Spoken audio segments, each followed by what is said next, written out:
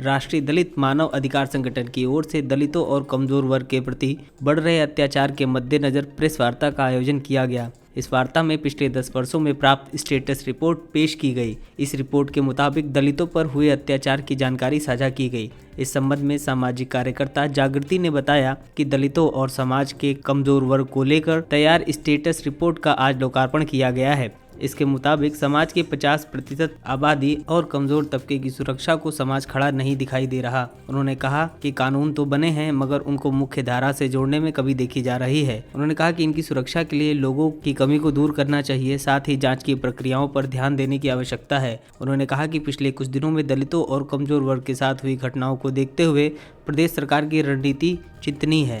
पत्रकार वार्ता मुख्य रूप से जो पिछले 10 सालों में दलितों पे अत्याचार हुआ है और अलग अलग तरीके से देखें तो दलितों में महिलाओं बच्चों पे खास करके मैं बात करूंगी, जो अत्याचार हुआ है उसको लेकर के जो स्टेटस रिपोर्ट बनी है उसका आज एक लोकार्पण किया गया है और उसको पब्लिक के सोच में लाने के लिए ये पत्रकार वार्ता आयोजित की गई है।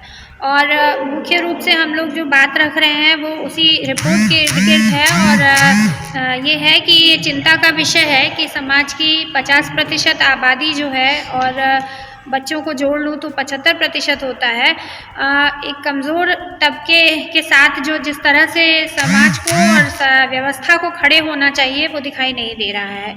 इच्छा शक्ति की कमी भी दिख रही है और सबसे ज़्यादा कमज़ोरी हमारी इम्प्लीमेंटेशन के लेवल पे है।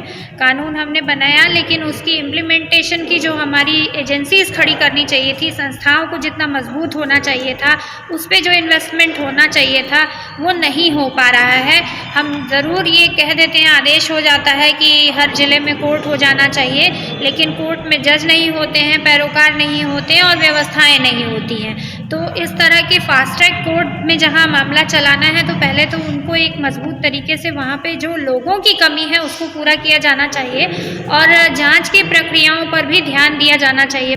देखिए, प्रदेश सरकार की रणनीति तो तमाम जो पिछले दिनों में कांड हुए हैं उनसे दिखाई दे जाती है। तो आप किसके साथ खड़े हैं ये तो एक बहुत स्ट्रॉन्ग मैसेज गया ही है।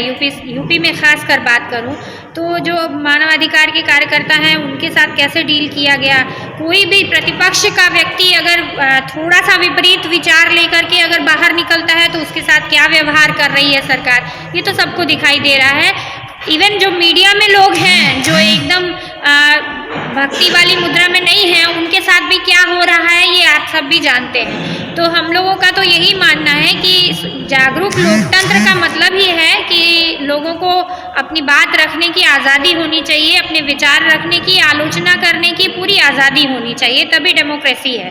तो हम डेमोक्रेटिक तरीके से हम अपना वो जो स्पेस है वो छोड़ना नहीं चाहते हैं, इसलिए ये आज पत्रकार वार्ता है और बहुत मजबूत तरीके से यूपी में जो 20% आबादी है उसकी दलितों की, उसको लेकर के हम लोगों की बात है कि उनकी सुरक्षा के लिए और उनके देखभाल मतलब उनके लिए जो कानून बने हैं उसको पूरी तरह लागू करने के लिए उसको प्रायोरिटी पे रख के सरकार को सोचना चाहिए। पेश है न्यूज बकेट हिंदी मासिक पत्रिका। पढ़ें इस महीने की पूरी खबर विस्तार से हमारे न्यूज बकेट की मैगजीन में। हमारी ई मैगजीन को मुफ्त में पढ़ने के लिए अभी लॉगिन करें www.newsbucket.in पर। इसके अलावा रोज की ताज़ा खबरों के लिए हमारे YouTube चैनल को तुरंत सब्सक्राइब करें।